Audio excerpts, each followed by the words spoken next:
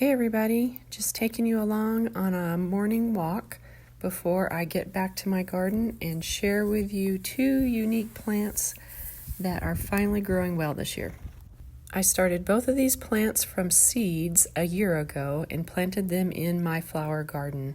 This first one is steel blue sea holly, and I'm showing you the different levels of maturity of these plants. This one that I'm showing right now is the most mature, tallest, and you can see one of the flowers is turning blue.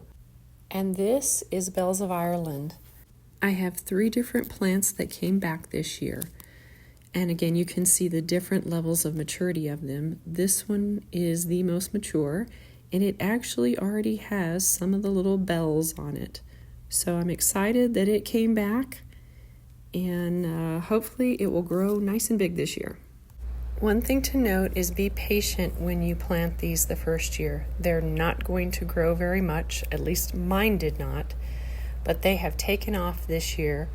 And as you can see, the sea holly is nice and big and should be absolutely beautiful this year. And all of the plants, even though some of them are a little bit behind others, are growing really well in the sea holly.